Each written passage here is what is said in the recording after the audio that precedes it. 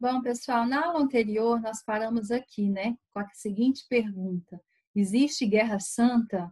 Justifica-se, né, matar pessoas em nome de Deus, em nome da religião, dentro daquilo que é uma guerra santa, né, considerado uma guerra santa?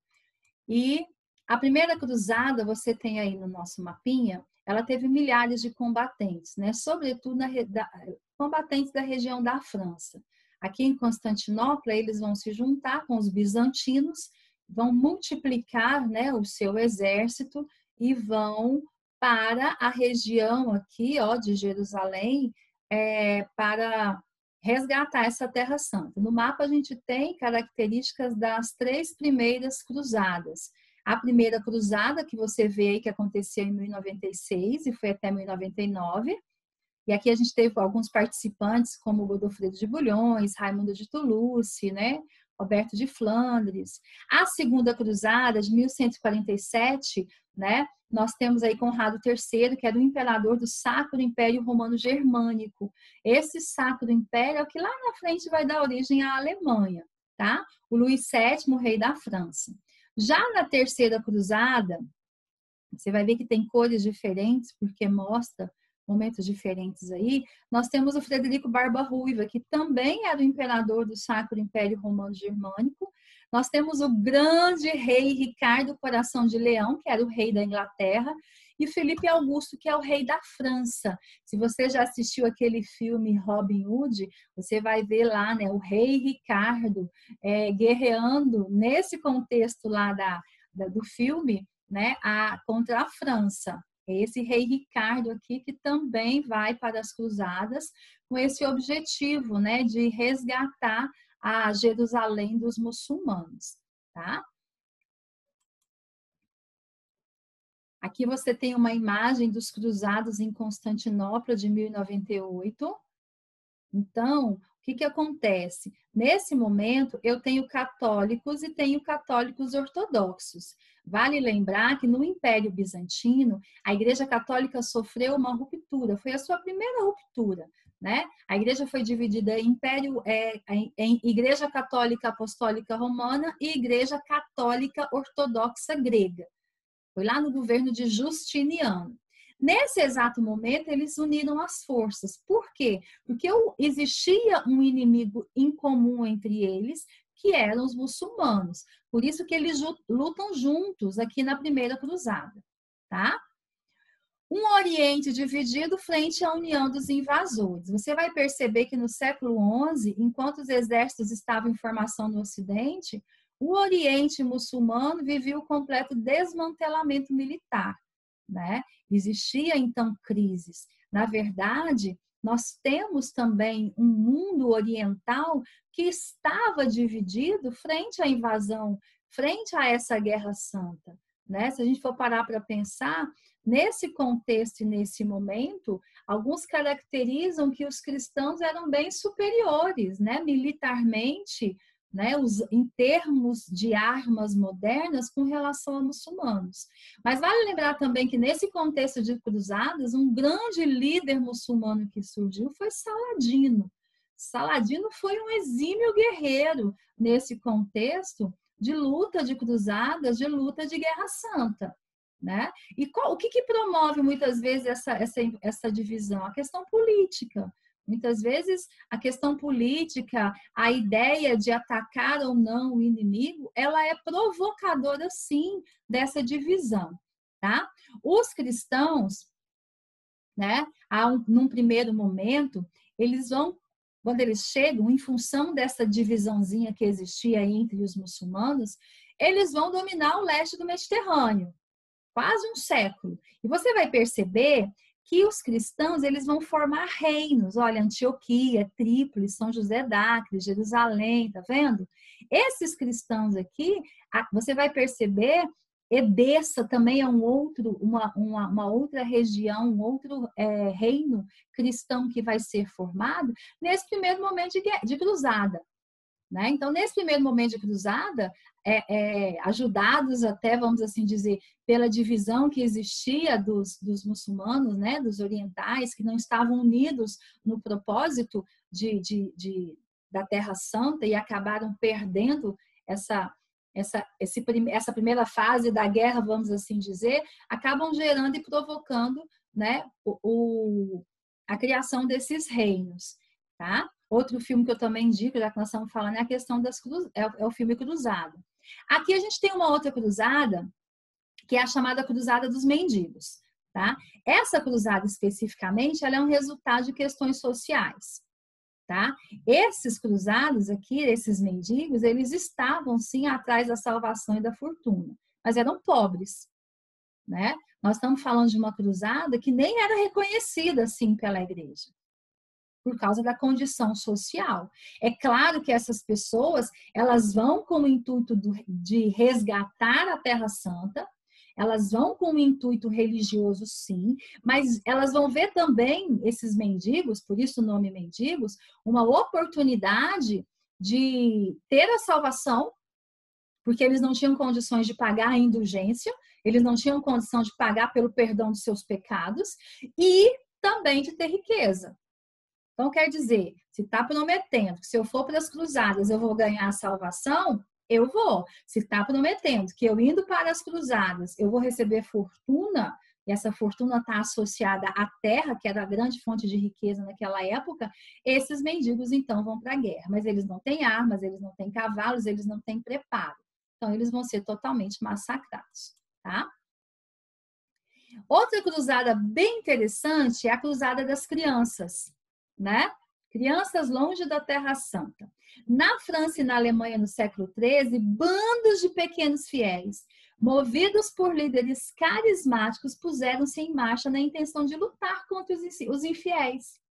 Olha que coisa! Eles acreditavam, esses líderes carismáticos aqui, que essas crianças elas eram puras, né? E que elas, enquanto puras, elas indo para as cruzadas, elas eram capazes, gente, de resgatar Jerusalém das mãos desses infiéis. Imagina quantas crianças não se perderam, quantas crianças não morreram. E elas foram totalmente movidas, influenciadas, manipuladas por esses líderes carismáticos que falavam da pureza dessas crianças em salvar essa Terra Santa. Outra cruzada fracassada, outra cruzada que não deu certo, né? Imagina essas crianças saindo da França e da Alemanha e indo para o Oriente, indo para Jerusalém. Muitas vão se perder, muitas vão morrer no caminho, muitas vão ser roubadas no meio do caminho, vão ser mortas, né? Mas é mais uma cruzada da insanidade, tá? Agora, o que mudou com as cruzadas? O Mediterrâneo foi reaberto desde a primeira cruzada. Quer dizer, o Mediterrâneo que aqui não tinha acesso, eu vou abri-lo. Eu vou reabrir esse Mediterrâneo. Eu vou ter livre circulação. Tá? Junto a isso, eu vou ter também uma reabertura do comércio. O comércio vai se intensificar. Vão surgir novas relações comerciais e sociais. Isso é muito importante para o renascimento comercial, né? É através dessa reabertura do comércio também, com a primeira cruzada, do contato com o Oriente, com as especiarias do Oriente, em que eu vou ter mercadoria para promover o renascimento comercial na Europa, tá? Então, as consequências dessas cruzadas, elas têm uma proporção muito importante, né? Não só reabrir o Mediterrâneo e ter a circulação livre no Mediterrâneo, como também nós vamos ter aí a intensificação do comércio. E isso muda a relação comercial e social da época, tá? Por isso que a gente fala do renascimento comercial e urbano como fatores da crise da Idade Média. Quem que ganha? Os comerciantes burgueses que lucraram bastante com a nova realidade de comércio e os reis que ampliaram bastante o seu poder. Esses são os verdadeiros ganhadores desse processo, porque os comerciantes, eles vão enriquecer com essa questão das trocas comerciais e com a questão do capitalismo ressurgindo aí, né, o período pré-capitalista. E os reis, aliados a esses comerciantes, eles vão fazer uma aliança, esse comerciante é a burguesia, como nós também chamamos, eles vão voltar a centralizar o poder. Lembra que antes, no sistema feudal, eu tinha uma política descentralizada.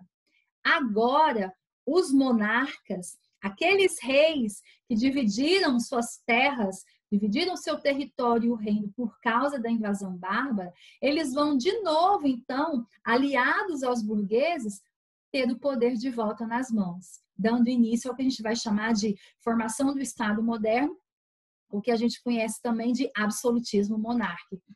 Agora, quem perde? Quem foi que perdeu? A nobreza, que não manteve as posses da terra, e a igreja, que teve o seu poder questionado, começando o seu declínio. A igreja que começa a ser questionada. O advento da chamada Idade Moderna vai trazer uma nova classe, principalmente da ala burguesa, que começa a questionar o poder dessa igreja. E essa nobreza que perde as suas terras, porque ela não consegue manter a posse das terras, ela vai viver às custas dos privilégios do monarca, né? Porque com a centralização política também nas mãos do rei, apoiado pela burguesia por causa do dinheiro e do lucro, a nobreza e a igreja vão se sujeitar ao rei para viver dos privilégios que eles podiam obter com o rei, sendo sustentados pelo povo. A gente vai vendo isso devagarzinho, como essa questão política vai acontecendo, tá? Os ocidentais, então, eles descobrem o Oriente, uma civilização que antes era menosprezada e que tiveram que redefinir os seus valores, né? Quando eles descobrem essa mudança de mentalidade, essa mudança da maneira como ver, como olhar para esse Oriente, ela está muito associada à questão comercial. O Oriente se torna uma fonte de riqueza. O Oriente se torna um lugar onde eu vou buscar especiarias para vender na Europa.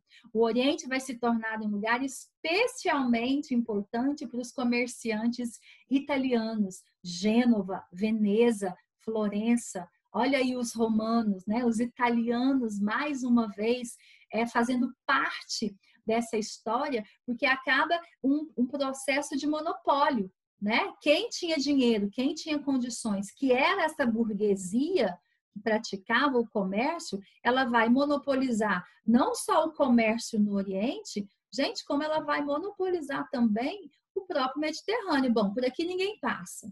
Por aqui ninguém... Essa rota são só dos italianos. E por detrás disso, a gente vai ter a figura de um monarca, que óbvio que vai permitir isso, porque ele vai ter lucros especiais, principalmente com os chamados impostos, né? Então, nós temos também as cruzadas no Ocidente. A cruzada no Ocidente é aquela que eu falei para vocês, a Península Ibérica. A Península Ibérica foi conquistada também, ela foi dominada, ela teve uma influência dos árabes, dos muçulmanos. Os muçulmanos na Península Ibérica eram chamados de mouros, né? E por onde eles passavam, gente, eles convertiam mesmo e dominavam.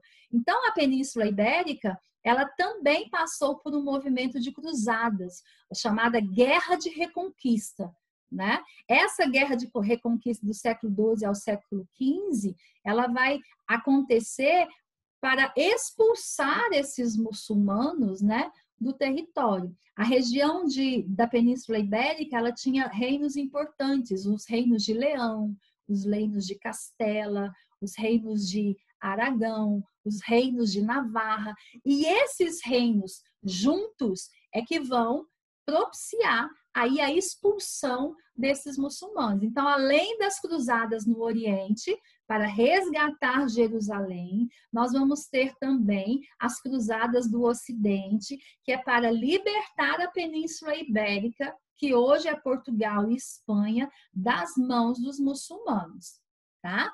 Aí você tem aqui nesse mapinha os movimentos cruzadistas do século XI ao século XIII, da primeira até a 8ª cruzada. Foram 8 cruzadas oficiais. Foram 8 cruzadas legalmente prontas, né, aprovadas para ir até a região de Jerusalém aqui, resgatar a Terra Santa. E essa Terra Santa, Jerusalém, ela foi resgatada debaixo de uma justificativa de guerra santa, debaixo de uma justificativa religiosa e também debaixo de objetivos comerciais, certo? Olha o efeito dessas cruzadas. Os exércitos cristãos não conseguiram derrotar os muçulmanos.